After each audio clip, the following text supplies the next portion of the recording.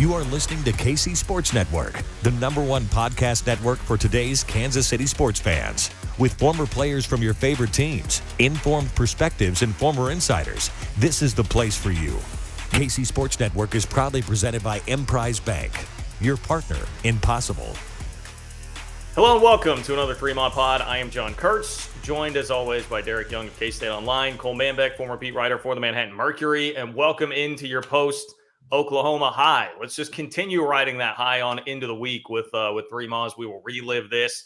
I hope many of you got a chance to listen to our instant reaction pod when literally BJ handed us a headset the second the game was done, and Cole was just fresh off of a couple tequila shots from a Texas fan, and things got a little crazy. All right, Cole may have said that the entire college football world runs through Manhattan, Kansas. It was a little off the rails. So DY, I would like to start. Did you have any opportunity to listen to our post game show? Were you too embarrassed to even bear the thought of listening to us gloating after an Oklahoma win? Like what was your perspective on all of this? I haven't watched the post-game show. I actually watched the pre-game show. Yesterday was a little hectic because I was driving back from Norman. I drove to Topeka to hop on with KSNT for a little bit, then drove back to Manhattan and then put up some more content. I haven't watched the post-game show. I've heard the stories. I think I heard the clip and watched the clip of Cole saying college football runs through Manhattan, Kansas, and angry at his neighbor, I think, or something. There was a mother at the school. A mother at the school. He drops his kid off. We got home to my friend's house from the bars that night, and he put it on right away. He put the show on the TV and made us rewatch it. And I cringed when I watched some of the things I said, especially. Let's be clear. I misspoke. I blame that on the tequila shot. I did not mean that the college Athens, Georgia, world, Manhattan, Kansas, baby. It was a 360 vodka shot. You mean that's what it was? Yes. That's right. Yeah. I meant that college football in the state of Kansas runs through Manhattan, and obviously left out a few keywords there. But we were pretty hyped. It was an exciting time. Otherwise, I thought it was fun, and you mentioned the pregame. If you guys haven't had a chance to check it out, it's also on our YouTube page. We've tweeted it out a couple times where you can watch the pregame show where we interviewed Naquan Tomlin and Marquise Noel of the men's basketball team. And it's around the 7-minute mark and on in. I think you guys will enjoy that interview. Very, very likable guys, great representatives of Kansas State. Half the basketball team showed up to Tanner's. It was a lot of fun. We had a great time with them. So be sure to check that out as well, in addition to the immediate reaction post-game pod. I was trying to pull up here. Speaking of the post-game pod, I think the best compliment I've ever received in my radio career came via tweet. Cole, what was it that guy tweeted at us? He was like, I couldn't tell if you guys. Yeah, here it is. It was Ryan Yerger on Twitter. Shout out to him. He said, I can't tell if you guys were wasted or not. The vibes were that high. So that's the greatest compliment I think I've ever received for anything I've done. Totally sober, by the way. Stone sober. I mean, Cole, I was not. I was not. I did not purchase a breathalyzer thing out of that machine right behind us at Tanner's. That's right. Tanner's. Yeah. So I don't think I would have been under the limit by then, but did not drive. Friends, we rode back with some friends back to their place. So it was a great night, man. No, it was fun, man. That was as fun a night as I've had in a long time. That was really, really fun. So shout out to everybody who came out to Tanner's. We appreciate you. Got to meet a bunch of people. Got to see a lot of old friends in Manhattan. It was a great night all the way around. And as you mentioned, there was plenty of 360 vodka going around as well. Shout out to Holiday Distillery for the support that they give this podcast. Great K-State people. If you like vodka, get the 360 vodka. If you're more into bourbon, Ben Holiday Bottled and Bond Bourbon. Make sure you check that out. And thanks to them for helping bring this pod to you each and every week, as well as the live show at Tanner's. And speaking of that, we appreciate Tanner's and the hospitality that they showed. Did a great job the entire day as well. So Cole and I have really shared a lot of our thoughts, and obviously people got a big, hefty dose of us on Saturday surrounding the game. Derek, you were there in Norman. I'm just going to give it to you pretty broad here. You can take this whichever direction you want. How did you perceive all of this? How did you take all of this in the press box watching K-State beat Oklahoma? Yeah, it was. You're as the away team and in that kind of game, a very quiet press box, I would say, if anything. And that's an interesting setup too at Oklahoma because you use the same elevators to get down as the coaches. So there's only a finite amount of time they allow you to go on the elevator. So you stay through the whole game and you don't go on the field, and you get to the locker room or get to the press conference area a little bit later than you would otherwise. So it's different from just about every venue in that way. And then we still waited longer than typical for Chris Kleiman because in addition to speaking with Wyatt Thompson like he does before every game, he's in the locker room with his team, and they definitely spent a little bit more time. And the press area is right next to the locker room, and we could just hear the entire celebration essentially, not word for word, but all the hooting and hollering from Kansas State. They probably did that for 20 to 30 minutes. They definitely had an extended celebration, loud music, and stuff of that nature. And from the game itself, I don't know, because I've almost done some reflecting, in the last, it hasn't been 48 hours yet, that I'm not trying to say that Kansas State dominated the game. And of course there was some nervous points, but because they never trailed, it just seemed like they controlled, aside from maybe 10% nervousness, I think. And fans were probably more nervous than that because of Oklahoma's potential firepower on offense. But game control, that was in Kansas State's hands almost the entire way. Well, I was going to say, we were definitely nervous, but it was much more, yes, and like what could happen rather than what was happening. K-State had there was Cole, we looked it up right after the game. I think it was about a 6-minute period where the game was tied at 14. And other than that, K-State was in the lead the entire way. And, defense giving up a couple of long drives there at the end, pretty quickly made it a little more nerve-wracking than maybe it had to be. But yeah, that's the thing. Like here's let me lead the conversation down this road. Like we left the Tulane game thinking, that didn't really feel very fluky. Like K-State did not move the ball at all on offense, 3 of 20 on 3rd and 4th down. I guess maybe if you wanted to point toward fluky, that'd be the thing that you say you're not always going to be that bad at short yardage. But it just felt like that was an extrapolation of the problems the offense had already had through the first couple of weeks of the season. So you left that game thinking, all right, that Tulane loss wasn't a fluke. Well, now you beat Oklahoma, and I kind of leave that game going, well, that didn't feel like a fluke. That felt like K-State was the better team, and that was the team that we thought could compete for a Big 12 championship this year. So which game was the fluke? Which game was the fluke? Like, what is this team? What do we make of that? It might be somewhere in the middle. You hope it's closer to the Oklahoma one. But like you said, I don't know if either one has to be a fluke. I think with Kansas State and with many schools in a Big 12, you can be that bad and you can be that good. That's why this year is going to be pretty unpredictable. If you don't bring at least your big game, you're going to lose. And there's no gimmies in the Big 12. There's no nights off. It's funny that you say the word fluke and use that language because that's what Brent Venables used after the game. He said that was not a fluke. Kansas State went out and they beat us. They won that game. We didn't lose it necessarily. He said they went and won it. So he used that language, and I guess I just thought of it too. Another point in the game where I think the paranoia and nervousness was heightened was I think the score was 24-20, and I think Kansas State went 2 possessions there without scoring. I was like, here we go. Yeah, and that's when the Oklahoma had a 4th and 5. They were going to go for it, the K-State 45, and we saw Oklahoma sub, and John and I were screaming for Kansas State to sub and just slowly jog onto the field, and they actually did it. They followed through, and I know you asked Chris Kleiman after the game that they rep for those situations. They practice that. They get the delay a game, and they end up punting the ball, and then I believe K-State goes down, gets a field goal, gets back up 7. And that was really key to the game as well, is the defense's ability when Oklahoma drove a couple of different occasions and had an opportunity to tie the game or take the lead. Kansas State held them to field goals. I didn't feel like the defense was lights out in this game. They missed a lot of tackles. Oklahoma's offense is obviously dynamic, so it's hard to blame them for that. But the defense buckled down inside that 25, 30-yard line and held them to those field goals, which I thought was huge. They got off the field. That was they weren't great. They didn't tackle well. Oklahoma makes it tackling tough. Those guys, their offense is especially designed to get one-on-one matchups in the open field and make you tackle in the open field because it's difficult to do when those guys are Eric Gray and those guys are Marvin Mims. So tough to do. Julius Brents did a pretty good job of it. I think there was a few others that probably did.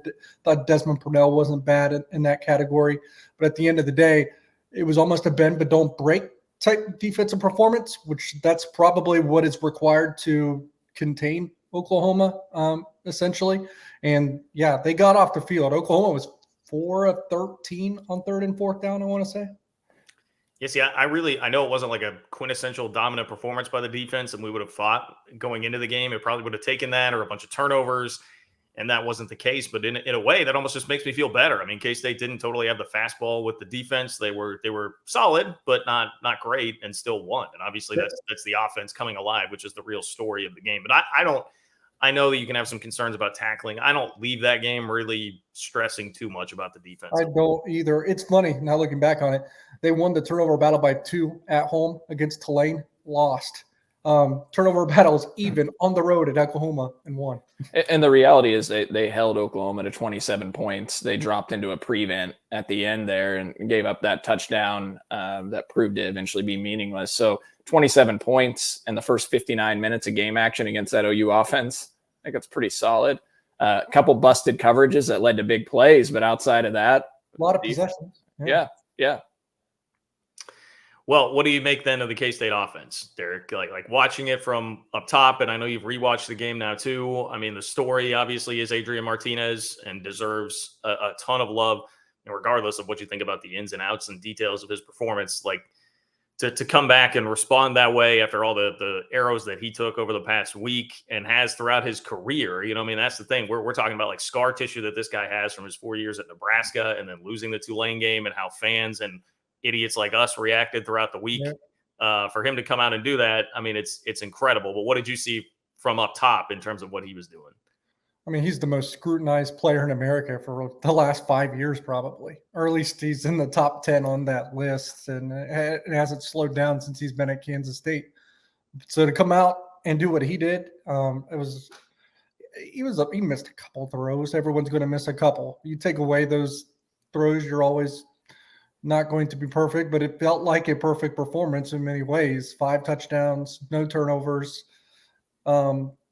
Malik Knowles probably saved him for 1 pick, and that just kind of shows you the tenacity that everyone played with, the intensity that everyone played with. They just played harder. They had more spirit. They had more energy. They had more intensity. I mean, Malik Knowles, that was a heck of a play if you go back and look at it. That's a turnover. And, you know, the momentum is kind of on the side of Oklahoma already at that point, it felt like, too, after, you were up 14-0 and stuff of that nature. And it was funny because he didn't just go up and like bat the ball. Like he decked that guy too. Like he made him pay for it. That was a pretty big hit. And then he had the kick return. He had a touchdown catch. I think Kellis is the one that made the joke on Twitter. Malik Knowles was playing all 3 phases of the game because he played defense on that ball. So he had a good game. Deuce Vaughn even looked like he ran harder. I mean, it's a week after the cramp, so maybe he felt rejuvenated and on that front. But he was running through tackles. His cuts were sharper. Oklahoma has athletes, and he made their athletes look stupid on more than one occasion. But Adrian, it just felt like he was, Joe Klanderman said during the week that what made the Oklahoma offense tough and what made Dylan Gabriel tough is that they were never wrong. Like Dylan Gabriel knows that offense inside and out and knows how to execute it and direct it. That it's tough because he's never wrong. They're always right. They're always going to make the decision that puts you in a bind. And that felt like that's what Adrian Martinez did to Oklahoma. And as good as he was with his arm, and that was very reassuring after the first 3 weeks, don't get me wrong. He threw for 234 yards, pushed it downfield, and did everything they asked. He was aggressive and with his arm. But I still was more impressed with his legs, man, especially that 55-yard run on 3rd and 16. That he just looks like he had another gear. And he's running by, like I said, 4 or 5-star Oklahoma athletes, leaving them in the dust. He ran hard. He was running through tackles. He was absorbing contact. He was pushing piles as a runner to get extra yardage to make it a 2nd short, 3rd and short, or convert a 1st down. Everything that we felt was missing from Adrian Martinez in the first 3 games, he made up for it in spades in Norman, Oklahoma. I thought he showed more burst than we've seen all year by far. I mean, you think about the 55-yard run, DY. I also think about that 3rd and 5 at the 15-yard line when he pulls the ball out of Deuce's belly and he's got Oklahoma defenders flying at him and he splits that seam right up the middle and gashes in for 15 yards. That was really an incredible play. And I thought he showed a lot of explosiveness. You mentioned how hard he ran, the 55-yard run, obviously outrunning the Oklahoma defense and all the angles there. I think about the 3rd and 12 play in the first half when he scrambles and is hit by an Oklahoma defender 4 yards short of the first down. And he pushes the pile all the way for a first down. I mean, K-State converted a 3rd and 16, a 3rd and 12, a 3rd and 9, a 3rd and 5. In that game, we talked about their third down struggles. Brock Heward mentioned on the broadcast that Kansas State coming to that game was 1 of 19 on the season in 3rd and 7 or longer. And they converted multiple 3rd and longs in that game. Adrian was special. I rewatched the game twice already. It was an incredible performance. It shows a ton of character for him. We talked about that on the post game. For all the criticizing that he took through the week to respond in that fashion is a pretty remarkable feat. And I think we all feel really, really good for him because he's an incredible dude. Everybody likes Adrian Martinez. And that was one of the better K-State performances I've seen from a quarterback in quite some time. And John, I'm curious what you think. I was trying to think as I watched the highlights and rewatched the game of Adrian running. I don't know if Kansas State's ever had a quarterback that's as fast as him. When you think back. Okay, perfect lead in here because the game that comes to mind, and I had this thought and I meant to throw it out on the post-game show, but I had too many people on my list to talk, what to. So it got a little buried. But 2001 L. Roberson, now that was in a losing effort, but a 1-point loss at Oklahoma, and that was Bob Stoops coming off of a national championship. Like that was really good Oklahoma, and that was L. Roberson as a sophomore. But way before he even totally got it together. That was kind of a one-off, and the rest of the season was not good. But L had this like dynamic performance where he was hitting Ricky Lloyd. Like, I don't know if Ricky Lloyd did anything else in his K-State career. I don't mean to take a sideswipe at Ricky Lloyd, but he was just running all over Oklahoma. L was hitting him 50 yards down the field, hit a couple of insane runs where he's dragging defenders and running past people. And L is the guy that would come to mind when we think about fastest K-State quarterbacks. Michael Bishop was more just power. He was fast enough, but power.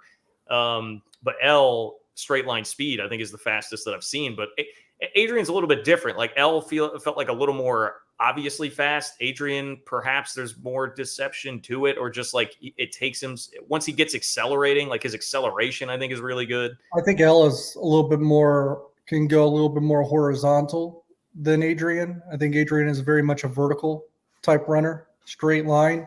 But I think L definitely had a little bit of the sideways stuff. And I don't know that Adrian has that. I think actually K-Shooter fan, he brought up that it went Oklahoma game even before the game and said we kind of need that type of performance. So it's kind of funny that you said that. The only difference is actually, and this actually leads it more to Adrian, is I think L was still under 50% passing that game. Well, let me tell you something, DY. Bill Snyder's offense back in the late 90s, early 2000s, as good as it was run, throw it 40 yards down the field. So the completion percentage, you go back and look at those. Jonathan Beasley had a year where he was like 39%. L had an under 40% completion percentage year. Like anyway, that was just the way. And you guys said it. I'll go this far. I mean, that was the best quarterback performance under the Chris Kleiman era. I don't think it's close. As good a games that Skylar Thompson has had. That was by far, I think, the best quarterback performance in the Chris Kleiman era. He also, and this doesn't even show up on the stat sheet, and I think the offensive line was better than I gave them credit for during the game. So I'll throw that out there in case any of them are watching. I think I probably gave them a little too much flack. I think they were actually allowing Oklahoma to be aggressive in some cases and just letting Oklahoma's aggressiveness take themselves out of the play and out of the pocket because they trusted Adrian Martinez. Adrian just navigated the pocket perfectly too through all of that pressure and bought so much time. I think the best play was the 55-yard run. Don't get me wrong, but man, the play that got called back because of Christian Duffy being illegally downfield might have been his most impressive play of the night when he navigated that pressure, which I don't know how, escaped it, still found. I think it was Phillip Brooks, I want to say, for a first down conversion. That was another 3rd and long that could have been converted. That was crazy good. He had the awareness to slide after the 55-yard run and stay in bounds and ran off another 20 seconds. Like he could have easily ran out of bounds on that play or took another hit, and he didn't either. He slid in bounds after running 55 yards. So one of the things that blew me away, DY, and especially on the rewatch, was he stepped up in the pocket multiple times and made throws. Kept his eyes downfield. I think of a completion in the second half to Ben Sennett downfield for 20 plus yards where he had a defender coming into Adrian's face and he stands in there and makes the throw. First of all, I apologize to Ben Sinnott. Okay. I'm going to apologize again. Although my criticism of Ben Sinnott, to be fair, guys, was splitting him out at wide receiver. It's not Ben Sinnott, the player. I didn't want him out wide. And did you know all 4 catches on Saturday were him lined up in a traditional tight end formation? Not the first one. The first one was the post. Whatever, DUI. I thought he was on the line. No, he wasn't lined up with the offensive line. I think he's flexed to the left. All right. All right. Well, three of the 4 then. Heck of a game by Ben Sinnott. 4 catches, 80 yards, leads the team, 20 yards a catch. Incredible physicality he showed as well. So I think Kansas State's got something there at the tight end position. It's found some things. Wow. Yeah. Now I feel like they found something at the tight end position. DY was right about Ben Sinnott. All right. He was saying the staff absolutely loved him. I didn't want to sidetrack. I did owe an apology to him. I'm going to apologize multiple times because I apologize to the offensive line. This is the apology episode. All right. Kurtz apologize to Adrian Martinez and just everybody. I mean, just I just wrote the offense off as a whole. So that was me. But the thing with Adrian is rolling out of the pocket, the things that he did. First of all, you mentioned maneuvering the pocket, DY. So he doesn't get sacked in that game. Which is pretty incredible. Oklahoma, 4.3 sacks per game coming into that, ranking 5th in the country, 32 tackles for loss, led the country. What's that? And they blitzed like every play. They blitzed him, and he sensed it. There was one play, and John was very frustrated by this play. I think we all were, where K-State was at their own 10, 9-yard line, and Adrian, they blitzed. The guy came untouched. Adrian sensed it from his blind side, rolled to his right, kept his eyes downfield, and heaved a 30-plus yard pass to Cade Warner that hit him right in the hands. Was a beautiful throw. Has to be caught. Was dropped, unfortunately. I mean, Adrian's stat line would have been much better if the Phillip Brooks play isn't called back that you mentioned, DY, that went for 20 yards. And that pass goes for 30-plus yards to Cade Warner. He's over 300 probably. I don't know if Adrian threw a touchdown this drive. I know they still scored. It might have been with his legs, but he also threw a ball to Brooks, which was one of those variations of a screen, the bubble up top where Brooks dropped it, and it's a touchdown if he scores. Yeah. You know, he hit Phillip Brooks on a beautiful. Sorry, I was just going to DY. They kicked a field goal on that drive. That was a 4-point play. Yeah. He hit Phillip Brooks rolling out on a design play for 20 yards on a beautiful throw, right in stride. But 2 throws really stood out to me, and one of them was the Phillip Brooks play, DY. He was rolling out and throwing across his body multiple times. And the touch that he put on his throw while outrunning the OU's defense, rolling out to his left, which is tremendously difficult for a right-handed quarterback. The Malik Knowles one, John, on 3rd and 8, floats it right over the defender and completes it for a 13-yard pass. And then the Phillip Brooks one that we already talked about that was 17 yards down beyond the line of scrimmage that he completed in the air that was called back, unfortunately. That kind of leads into a segue. We had some people on the post-game pod asking for stats, John, and I'm not going to throw all the numbers your way right now. We'll get into them here throughout the show, but I did rewatch the game really early this morning, and I charted the throws of Adrian. K-State completed 9 passes that went for 10 or more yards. 8 of those went for 15 or more yards, and 5 went for 20 or more yards in that game. Adrian attempted 15 passes that traveled beyond the line of scrimmage in the air, 10 or more yards. Pretty incredible because we know how much he checked it down before. There were only a couple checkdowns in this game. The other plays were designed bubble screens that went beyond the line of scrimmage or behind it to Phillip Brooks. As I'm looking at the numbers here, 7 passes attempted beyond 20 yards. That includes the PI on OU, the huge PI that they got, pass interference on the Cade Warner play that kind of offset the illegal man downfield, the play before Phillip Brooks. So K-State threw it downfield a lot, 11 passes that went 15 or more yards through the air, and they completed 9, like I mentioned, that went for 10 or more yards, 5 went for 20 or more. K-State's offense produced 17 plays that went for 10 or more yards against Oklahoma. K-State had 24 plays combined in the first 3 games that went for 10 or more yards, excluding the defined garbage time stats against South Dakota and Missouri. And K-State's offense ran 7 plays that went for 20 or more yards against Oklahoma. They had 7 plays of 20 or more yards in their first 3 games, excluding garbage time stats. Yeah. So Derek, I wanted to talk about Colin Klein specifically too here, because he's another guy that took a lot of crap over the last week after the performance against Tulane. How much of this was Adrian just not taking the checkdowns? Like, I remember Brock Heward at one point in the game pointing out, like, hey, there was a situation where last week that would have just been dumped off, and instead Adrian bought time, found somebody down the field, made a play. Was it the same offense and Adrian's doing that, or did Colin Klein make a lot of adjustments here? What did you see as far as what Colin did as the OC? I mean, they were better on 3rd and 4th down. That really helps you no matter what. Look, whenever an offense struggles, everyone just wants to blindly point the finger at the offensive coordinator anyway. I said it at the time, if I remember correctly, I don't think those were horribly called games. I still don't.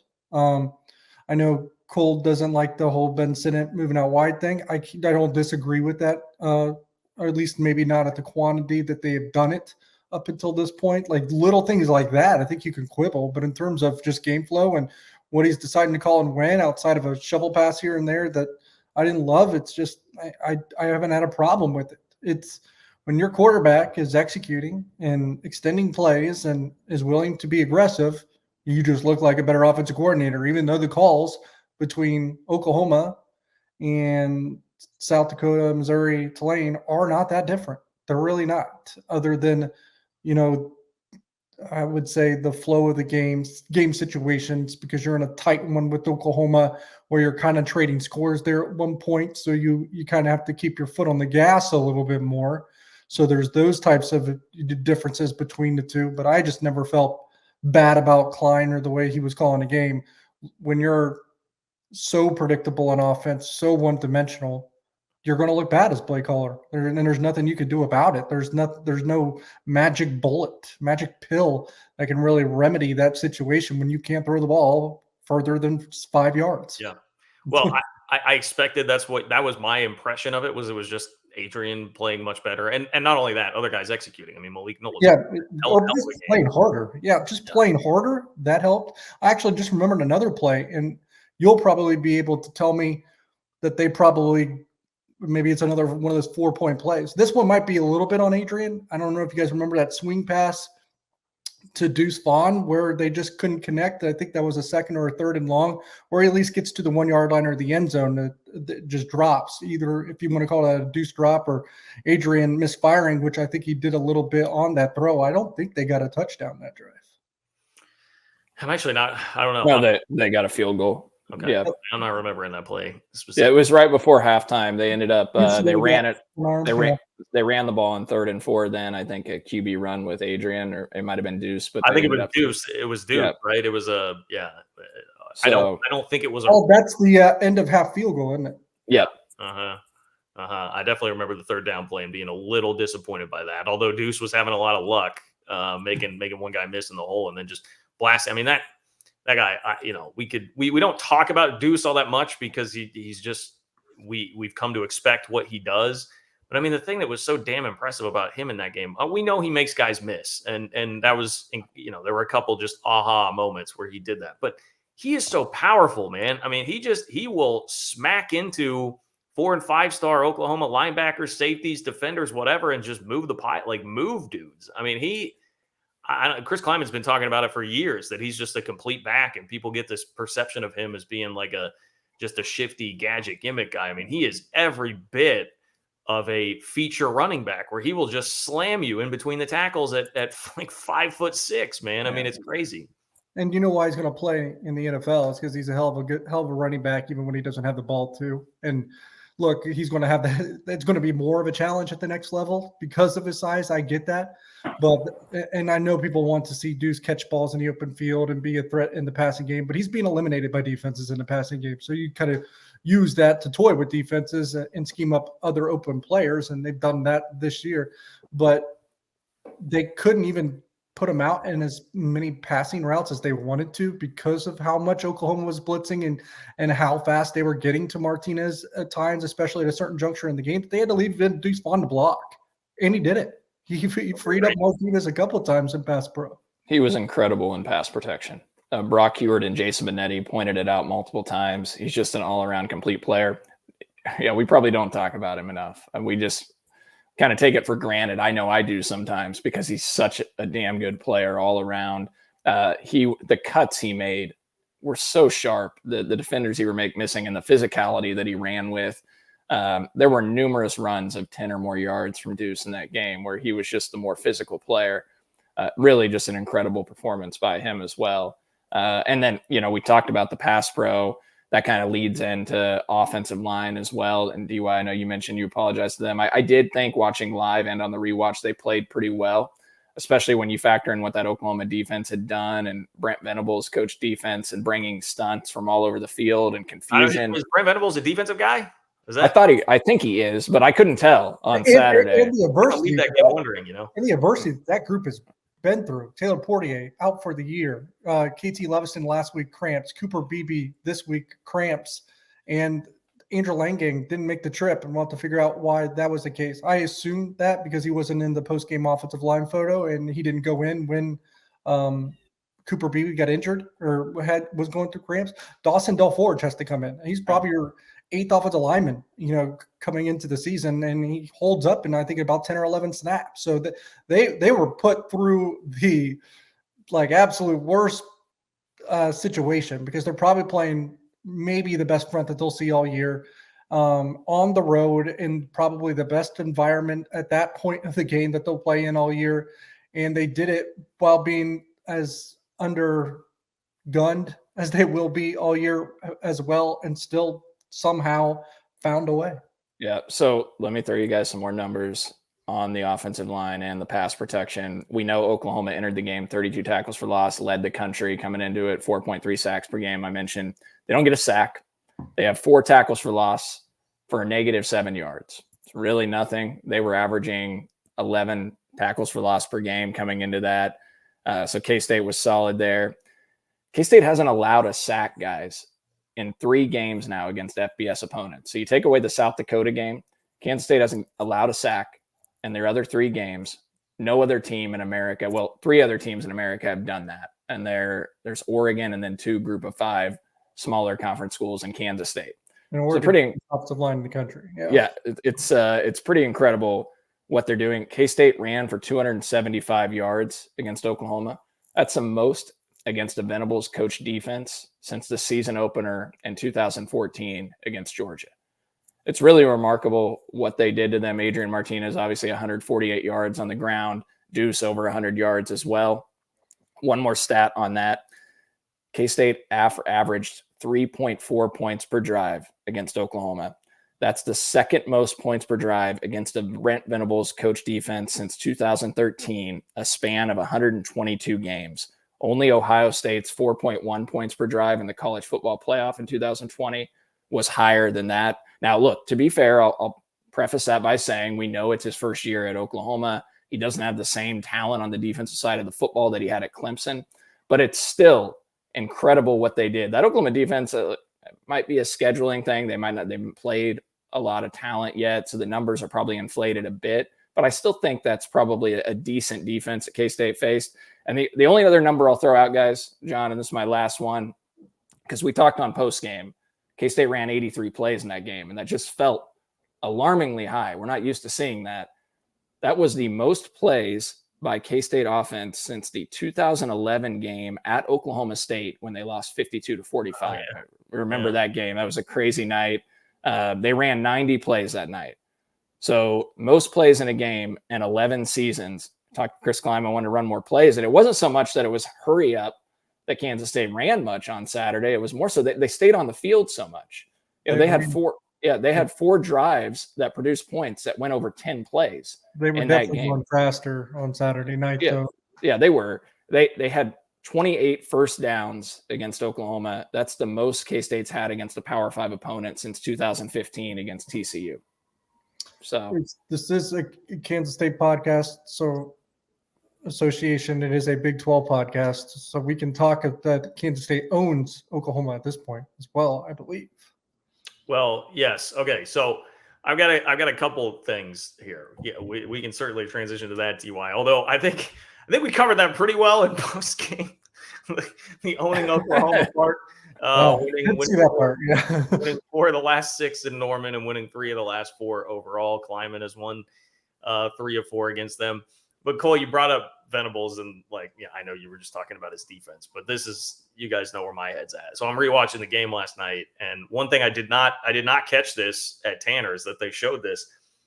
Venables, I remember seeing during the week, said that he got a text from Bill Snyder after winning last week, and the text said "Hey, congratulations on number 3, go get number 4." And then Snyder realized, oh wait, they're playing K-State this week, and said, but not against us. Well, they show a graphic on the Fox broadcast of supposedly the text messages. Now, I don't know if it was a recreation or if it was exactly what they were, but did you guys read those things? Brent Venables, Cole, I said he doesn't care about K-State. It's like Roy Williams. I don't give a bleep about North Carolina. Brent Venables doesn't give a bleep about K-State. Did you see you could see the top part of the last text, Snyder had sent a longer text, and it was Venables responded the same way each time, where it was just yes, sir. Thanks, coach. Yes, sir. Thanks, coach. Doesn't even care about Bill Snyder. Bill Snyder taught him everything he knows, made him a player back in the early 90s when he was just a nothing dude from Salina. And here he's just going to give him the casual, yes, sir response every time a text comes in. No depth of conversation from Brent Venables in his text with Bill Snyder. What did I say on pregame, John? Brent Venables doesn't give a damn about Kansas State, so I don't give a damn about him anymore. I think that's how we phrased it up. I do wonder if that's the kind of relationship a coach might have with all of his players, though. I don't. Derek, just go with it, Derek. Hammer this narrative through. Okay? let's not face any resistance on this. Let me just get this one off. I did delete a tweet on Saturday night. I tweeted Venables and asked how that felt, loser. And, that's not even clever. I know that I thought that's kind of what made it fun. It's a very KSU Grant kind of tweet too. Yeah, well, I deleted it. I felt like it was crossing the line. DY, that's Grant post-mortem to you. Oh, yeah. Speaking of Grant, I had Grant FaceTime me at 3 a.m. when I was sitting in the Veneer football.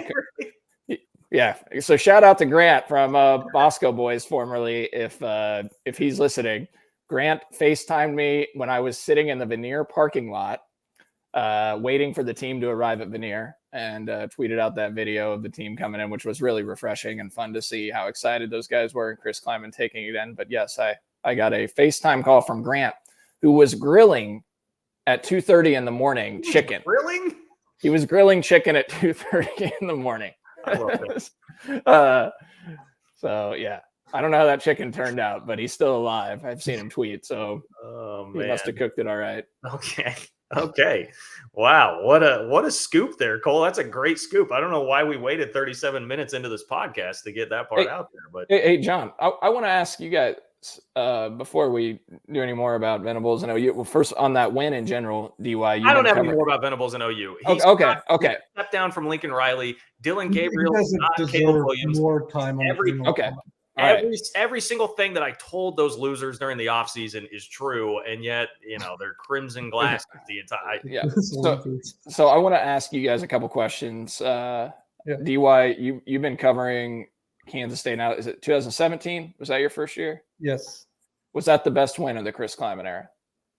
Yes. Because it's got to be one of the 3 Oklahoma wins, probably. Well, yeah, I'm asking you basically, did that feel better than 2019? I'm sure it felt better than 2020. I will definitely better than 2020. I think it was better than 2019 because that one just felt like fool's gold the entire time and paranoid. So I guess maybe this was just more enjoyable experience. I will. The only non-Oklahoma game I would submit is, I think the Mississippi State game meant a lot to me in 2019. That was really fun. And it was so early in the era. You were like, hey, we've got our guy. This guy's going to be great. 2019 Kansas. Let's not forget about that game. We are K-State, sellout crowd at the booth. Yeah, I guess just 4 years later. They're still KU, so that at that point, so that's why that one doesn't. If I was to submit a 19 game, it would probably be the Iowa State one. Yeah. So the reason I have this one, part of the reason why I have this one more than the 2019 game, there's something special about winning on the road in front of 84,000. But also Kansas State, this was the Big 12 opener. And when they beat them in 2019, I believe K-State already had 2 Big 12 losses. Yeah, they did. So it didn't feel likely that you were going to have a chance to get to the Big 12 title at that point. This sets the stage now to where you have a tiebreaker right out of the gate on the best Big 12, one of the best teams in the Big 12, and position yourselves in a good spot to potentially get to Arlington. There's a lot of football to be played, but that's kind of where I go with it. John, I wanted to ask you then, from your historical perspective, for me, that was the best win for K-State since 2012. I agree with that. Yeah. So a decade. I saw your statement about that, and I couldn't agree more. I think it was the best, most exciting, most enjoyable win that we've had since 2012. Yes. So I just wanted to ask that for some historical context, because I was curious to get your guys' opinion. Yeah, I mean, I think like I was trying 2014. If they would have won the 2014 Auburn game, like maybe that's something. But and we're going back pretty far, even into 2014 for that one. I think 19 comes close to me. 19 was really fun, and it was, yes, the season they had lost to Baylor and Oklahoma State back to back, but there was such a bleak feeling about that season too when the offense was that bad in the two opening Big 12 games, that cementing kind of the trudge back up the hill for that team with the win over Oklahoma was a blast. And to do it at home and just you're right. There is something about winning on the road and that feeling. There's also something about having to be in your house and the crowd packed and they're playing Mo Bamba as the onside kicks being reviewed and Lincoln Riley's losing his you-know-what on the sideline. Like, I mean, that there were some great moments in that game too. But I would submit this one because let's think about everything that goes into this, right? Obviously coming off the Tulane loss, and I know they did this in 2020 with Arkansas State, but I don't think in 2020 people had legitimate aspirations of a Big 12 title. It was also COVID. Things were just weird. It was not, you didn't have the full regalia of a college football season that you do here. And it's like I said last week on the pod, the disappointing thing about the Tulane loss really is that we have this excitement for like taking the next step, competing for a Big 12 championship. And then that excitement is just zapped by mid-September. Well, now it's all back and it's back in full force because of that win. And I think I'm not full force myself. More cautious optimism. Well, okay. I mean, fair enough. Fair enough. But it restored. But to Cole's point, like you have not only a win to open the Big 12 schedule, but you have a win over what we would think is one of at least the top 2 or 3 teams in the league, and one of the toughest games that you're going to play in the league. And you did so because it wasn't like a bunch of turnovers and the defense won the game. It was Adrian Martinez played better and the offense now has restored hope. I think it's so much about it, the way it happened, the 3rd and 16 play. You have this like, I know people kind of joke about like Heisman moment sort of play for Adrian Martinez, but maybe just, can he be a good quarterback sort of moment for Adrian Martinez on 3rd and 16 with that play? I think all those factors going into it, I would submit it, at least as of right now, as the best win of the Kleiman era. But I also think there's a caveat here, and that is they have to go back it up. You can't go lose to Texas Tech this week and then be a 7-5 team once again, or else maybe then we're starting to have a different discussion about where this lands. So I think as of right now, to me, yes, I would agree. What's fair? I will also say, because this is the year where you have 5 Big 12 road games instead of 4 and just 4 Big 12 home games, that you're going to have to win a big 1, 2, or 3, and hopefully it's even more than that on the road. And they got the first one out of the way. And TCU and West Virginia are 2 of the 4 remaining ones on the road that seem very winnable, right? TCU still can't really defend anybody. West Virginia is, I don't know if we know what they are yet. I think they're getting pretty good quarterback play, but they have a rough offensive line and still kind of a rough defense themselves, I think. And then what do we got? Baylor and Iowa State. Iowa State at Ames will be tough. They play them in a couple weeks, but Iowa State's really struggling to score. They're not getting great quarterback play from Hunter Deckers at the moment. And Baylor is a shell of themselves compared to the form that they were in last year. Here's the other thing. DY, we disagree on Baylor. I think you're too hard on Baylor. I think Baylor should have won that game by 3 touchdowns on Saturday in Ames, and Shapen did play better. I mean, he had a pretty nice line on Saturday. I think Baylor is still pretty good. I don't think they're explosive enough on offense. Yeah. I think the other thing that was significant, guys, is Kansas State traditionally doesn't win their Big 12 opener. How often did we find them digging themselves out of a hole of an 0-1 start? You take away the 2020 COVID season, and the last time K-State started Big 12 play 1-0 was 2017 when they beat Baylor, and that wasn't a very good Baylor team. They beat them 33-20. And that was expected.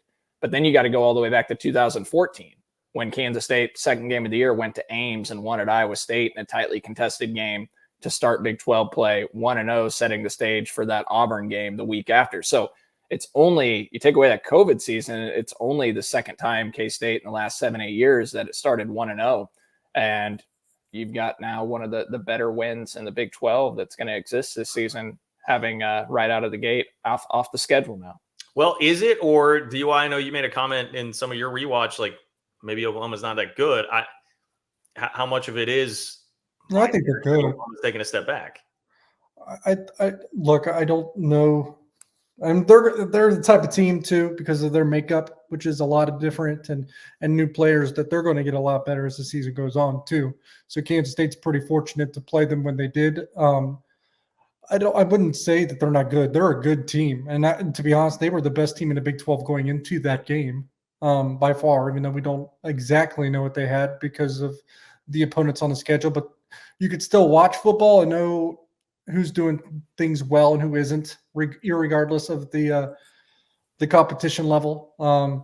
Oklahoma's a good team, and in Kansas State, getting them now is better, because getting them later, I think that's going to be a tall task for the teams that have them at the tail end of the schedule. I really do.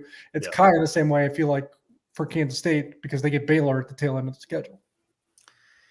Yeah, that Baylor game, I had forgotten actually that Baylor was on the road until you guys mentioned that. And as it's right before KU, I believe. Yeah, I think Baylor's pretty good. I mean, look, what we've learned about the Big 12 is that, I mean, there's no easy out. I mean, even going to West Virginia, I understand that but I saw this was a really funny tweet, one of my favorite tweets from the weekend, but I think it's actually true and provides some perspective. The Smoking Musket, which is a good West Virginia follow, tweeted, tired, West Virginia lost to Kansas. Wired, West Virginia almost beat Kansas. You know what I mean? So, like, our opinion may change, I guess, is the point on West Virginia, because everybody sees them lose to KU and just writes that thing off. Well, I mean, Kansas looks like a bowl team right now. So there's just going to be no easy out through the rest of the schedule. It's going to be tough. And I would imagine that is the basis, because the other thing I was going to ask Derek, that's the basis of your trepidation for saying that you're back in full bore on the head of the Arlington train. This league is going to be, I mean, it's going to look like a mash unit by the end of the season. I mean, do we know if a team? I mean, if you go 7-2 in this league, you're definitely in Arlington, because. Oh, I would totally agree with that. 7-2 will get you to Arlington at this point, and even worse than that, I'm not so sure that there won't be a 6-3 team in Arlington. Well, that's where tiebreakers will become important, and that's where that win over OU could really help K-State when you look at the schedule. And yeah, I think if you're a Kansas State fan, at least from my perspective, if they can go 2-1 over these next 3 games, you're sitting in a decent spot. You gotta just for the entirety of the season, how to kind of look at this, go hold serve at home. That's what you got to do. Well, and you're going to put yourself in a great position. If you hold serve at home, and that's then fine. when you got to win at least one more road game. But I think if you split the TCU Iowa State game, beat Texas Tech at home, and you're sitting 3-1 in the Big 12 with only 2 of your Big 12 road games remaining at that point, I think that's a pretty good spot. I know Kurtz wants Iowa State bad, but I was thinking gonna need a win in Ames, Cole. Gonna need a win in Ames. Losing Fort Worth, whatever. Gonna need a win in Ames. I know that's one you want to have selfishly, but if we're talking a route to the Arlington, I think that's what we're doing here. I would say hold serve at home, and then I think the more winnable games on the road are TCU and West Virginia. That I will say, I did watch that whole Iowa State Baylor game, and I know Baylor's defense is pretty good. I think that Iowa State offense has a lot of weak. Yeah, they have issues. And Hunter Decker's, some of the throws he makes, the ball just sails. It floats. And he throws a pretty pickable, interceptable pass, interceptable ball. So reminds me of another Iowa State quarterback. Yeah. So I think K-State can go in there.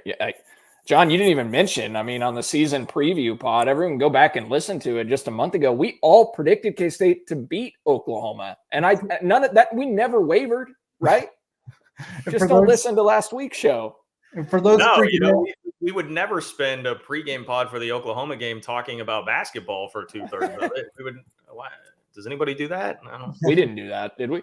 Yeah. Check it out, though. It's good. for those freaking out, we're not looking at past Texas Tech. We will have a Texas Tech preview pod later in the week. We're talking about every team but Texas Tech. Let's wrap it up here with just a quick thought on that heading into that game, right? So I watched parts of Texas Tech live against Texas, and then I watched like a 25-minute highlight cut up of it last night. And I mean, Texas Tech, I think and I had someone who really, like you, Derek, is a kind of a film junkie and breaks things down in the Big 12, and was DMing me last night, and I was like, what do you think of Tech? And he was like, well, K-State's D-line should torch their offensive line. But he was like, Donovan Smith is the real deal. So there you go, Cole. There you go. Donovan Smith, your boy. I'm a little, I would probably push back on that. I mean, Donovan Smith had a worse quarterback rating than Adrian Martinez going into Saturday's game. But in a totally different kind of way. He's thrown back-breaking pick sixes. Like he will try to make plays, and he did against Texas. I mean, over and over again. They were 6 of 8 on fourth down against Texas. Now maybe some of that is Joey McGuire trying to be Riverboat Ron. It's not going to work out long term eventually. Yeah, but they're brash and confident, and Donovan Smith really is himself as a quarterback too. So they have a dude who's made some big plays against, I don't know what you want to classify Texas as. Who the hell knows at this point? There's aggressive. There's aggressive and there's reckless. And if you get to the latter, that's not good football. That's just bad decision making, in my opinion. He's kind of Spencer Sanders-esque. Maybe. I think Spencer Sanders has really reeled it in the last year or two, though. Well, like an early version, an unrefined version of Spencer Sanders. Yeah, that's fair. I think Donovan Smith, I guess for Texas Tech, it'll depend on what Donovan Smith you get. But I think he's too reckless to really be worthy of that kind of compliment myself. Well, I guess the point being, I think what I have seen from Tech, their defense still has problems, but I think it's already improved. They're better. Yeah. They are much. I mean, it's not a pushover defense at all. NC State, that's a really good offense, a really good quarterback, and I think they gave up 27 points, one of which was a Donovan Smith pick six. So their defense really held up pretty well against NC State. I think their defense is a lot better. I think they're just tougher. Like Matt Wells and Cliff Kingsbury, obviously, they just felt a little. I mean, look at the game last year in Lubbock. They have that in control. That was a real turning point for, honestly, the Kleiman era. The fact that K-State pulled that one out of the fire in Lubbock last year, and I still am not totally sure how they did, but it was like Felix makes one play, gets a safety, and Tech kind of wilts. I don't think it's that kind of Texas Tech team anymore. You're going to have to earn it more than you would have in the past against Tech. That's my initial impression here of the Red Raiders. Okay. Yeah, flawed, but tougher and grittier. They are tougher, and Tim DeRuyter is now their defensive coordinator, and he's a solid defensive-minded coach. So they have that going for him. Well, I haven't watched a lot of Tech yet, so we'll dive into the numbers and everything, and I'll give them a watch before our Thursday preview show. But K-State will definitely have to be ready to play for an 11 a.m. kick. So you got to be locked in every week. I think we've learned that you can't take any game for granted, and each week is a new week. So in case he doesn't come ready to play, we can assure you Texas Tech's a heck of a lot better than Tulane. And so we know what happens if you don't come prepared to play and you overlook it. It's going to be really interesting, both teams' mindsets mentally, because that was a huge win for Texas Tech. The hangover. And obviously a huge win for Kansas State. So which team comes in more focused from the start is going to be crucial. I like Kansas State to do that because the coaching staff is going to remind them all week because they've been through it already because of what happened to Tulane. Yeah. So I think they'll be locked in and focused. Yeah, fair point on. I mean, Texas Tech just beat Texas for the first time since 2008 at home. So that was a huge win, and obviously a lot of overly raucous celebration. You see the guy that I know you got to run here, Cole. You see the guy? I'm fine. The guy that shoved the Texas player. It reminded me of the good old Nathan Power incident. You know, chicken winging Jamari Traylor. There was more horns down in one camera shot than I think I've ever seen in my entire life during that Tech celebration. John just kept showing me video clips of him doing it. Like one guy running on it too. Yeah. What was it, John? One guy ran right up to the cheerleaders and Bevo. Yeah, no, I am not I hate Barstool, but it was one of those Barstool guys, Dana Beers or whatever. I don't even really fully understand the bit, but he was at Tech and he's running down. I will admit, this is very funny. He starts a live video where he's jumping over the barrier to get down on the field, and you just see like nothing, looks like Blair Witch Project for a while. Then finally, when the camera comes up, he is like face to face with the entire Texas cheer squad and just straight up drops the horns down, like right in front of these, like face to face, right in front of these people.